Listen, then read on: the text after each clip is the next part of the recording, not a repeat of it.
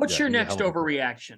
What's your next overreaction? The next overreaction that I have, so we've gone through 3 of them now. One of them was the Big 12 has 10 teams that are capable of making the NCAA tournament. The next one I have is that Xavier is the best team in the Big East.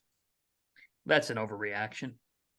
They're a really good team, and they're a top 15 team at the moment, in my humble opinion.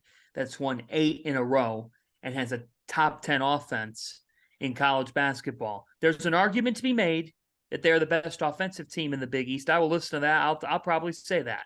I don't think that there's much of an argument to be had. Yeah, there's no argument for that one. Not really, anyways. Defensively, I still get concerns. The bench is concerning after Jerome Hunter.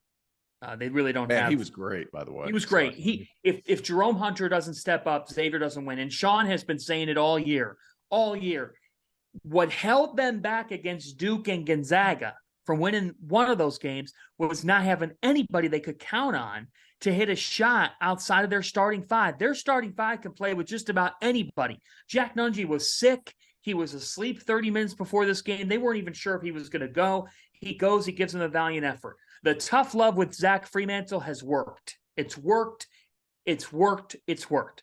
Colby Jones showed maturity on Saturday. He had early turnovers. He was not good early. He shot 7 to 10 from the floor. He puts up 5 assists. He's grown as a player. And Sule Boom wasn't as big of a factor on Saturday, but Sule Boom has been as good of a transfer portal ad as you're going to see. They're not the best team in the Big East. They are a legit Sweet 16 caliber team on their best day and could get to an Elite 8, and it wouldn't downright shock me because right now, in my opinion, there are definitely not 10 head coaches I'm taking over Sean Miller, and there might not be 5. He has done that good of a job with the Xavier. He hit the refresh button last year. They are stacked offensively in the way that they can create wrinkles. They have one of the best home courts in college basketball. I love the way that they've steadily gotten better, and I don't think they're finished yet. Miller is one of the best coaches in the country. He has reasserted that this season. Yeah, they're really, really starting to figure it out on that end. I think that I would still say that UConn is the best team in the league, and I still think that there is a little bit of a gap between them and Xavier. I think that Xavier is the absolute perfect matchup, though, against UConn for 2 reasons. One, they have a guy at the 4 that makes you have to guard a 4-man, right? You have to guard Zach Fremantle with a 4-man. You cannot guard him with the guard. You cannot guard him with freshman Alex Caravan. You cannot guard him with that Andre Jackson. But at the same time, they are able to, since you don't have to guard Andre Jackson, the last 2 times that UConn has played, defenses have not guarded Andre Jackson. It allows you to hide that 4-man defensively. You don't have to worry about him having to chase around someone on the perimeter because you don't have to guard that person on the perimeter with the other big guy. Combine that with the fact that, one, Jack Nunge is a monster that can take away Adama Sanogo one-on-one because he's just so large. And 2, the fact that his shooting ability means you cannot double off of him with Adama Sanogo. It's a nightmare matchup for UConn. It's a very, very, very difficult matchup for UConn. Essentially, you need Andre Jackson to do what he did, 4 for 8 from 3. If UConn's going to be able to beat Xavier, that's what you need out of him. I think that what we saw out of Villanova was exactly the game plan that everyone's going to throw at UConn this year. And I think that what we saw from Xavier is the way that you can actually go out and beat UConn with a lineup like that. T.O., you have that look on your face where you're like, Nunge's so big. Like the free throw discrepancy was huge, but like a lot of that was Nunge just staying straight up and being massive and making it difficult, which also concerns me whenever UConn plays Creighton. Mm-hmm. Right, that game coming up, Fanti, you'll be at that game, right? He was so big, but the emergence too, and in large part, I think this has a lot to do with Sean Miller. But Colby Jones has turned into an efficient dude. Like that hasn't been the case. Coming into this season, I'm about to get there. What does Colby Jones do? Hey, here's the thing. Like I said that I was about to address it before you beat me to it, but like. It's amazing what getting some easier shots can do that young man's percentages. And with Sean kind of plugging and playing and putting him in different spots, he's shooting 45% from three, guys. He went from being a jack of all trades, kind of an Andre Jackson, to where like now his comparables on Kim Palm, listen to this: Christian Brown, Joe Wieskamp, Wendell Moore.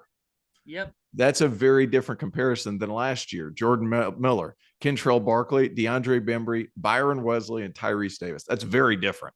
Mm-hmm. This year, because he's knocking down shots and he's getting put in different positions in order to be that efficient shot maker, his percentages have gone crazy. He's still passing the ball at a high rate. And like, he's that jack of all trades, but now he's doing so whenever he's knocking down shots. Completely changes the outlook of what he can be professionally. It completely changes the outlook of what the Xavier team can be in the postseason as well. Let me tell you, big picture here. Let's go a step beyond this season. Sean is doing it with guys that aren't even his. So what's going to happen when he keeps stacking? Xavier's always been able to recruit. And here's why. They are invested in a large way. I don't think people understand. They might be a private school in the Big East that does not possess football. But in Cincinnati, Ohio, if they need to do something to spend on their basketball, it gets done. Yeah. It gets done. Their donor base is outstanding. There's never going to be a concern about that. I got to tell you, they were willing to give Chris Mack more and more and more money. They would have stretched it. He wanted to go to Louisville. That happened. The point is, we look back at the coaching cycle. We called Xavier a big winner. Xavier could be argued as the biggest of winners because the investigation's in the rearview mirror. The only holdup to the hire was if Sean Miller had to face penalties, and who knows what would happen to him. The IARP's going defunct for a reason. You could tell by their punishment style. They're not laying the wood on anybody. All that stuff is in the rearview mirror, guys. The resources are there. They're building another practice facility there. NIL is present at Xavier. When we talk about upside of programs both in the Big East and nationally, UConn's right there. Of course they are. But of these schools that frankly aren't public and are private and different, Xavier operates not like those. They operate in a think big Final Four type of way. And if I were to put a future down of the next 5 to 7 or 8 years, I would find it pretty tasty that Sean Miller and Xavier, not this year, but in due time, we could see them as a number 1 or 2 seed in the NCAA tournament in 2 to 3 seasons, and they could be a legit threat to make the Final Four. Well, they were a number 1 seed in the year before Chris Mack left. So like yeah, I'm 100% with you there. I think that seeing Xavier watch Travis Steele be on the wrong side of the bubble, making a coaching change, and investing in a guy that you know is going to be able to bring the program back to prominence, even if it's a little bit of a risky kind of, I don't know if controversial is the right word. But and he ain't going anywhere now, right? This is where he's going to settle down. He's building a house right now. I mean, the only place I think he would go is a place where that they wear a lot of big blue clothing. But that's it'll take a lot for John Calipari to not be in that position at some point in the next 2 years. That's the only one that I can see happening. Like if you're, I've not had this conversation with Sean. I don't know if you have, Fanta, or you have T.O., but I gotta think that if you are a basketball coach and Kentucky calls you, you take that call and you think very favorably of that call, whether or not you take the job. So that would be the tough one.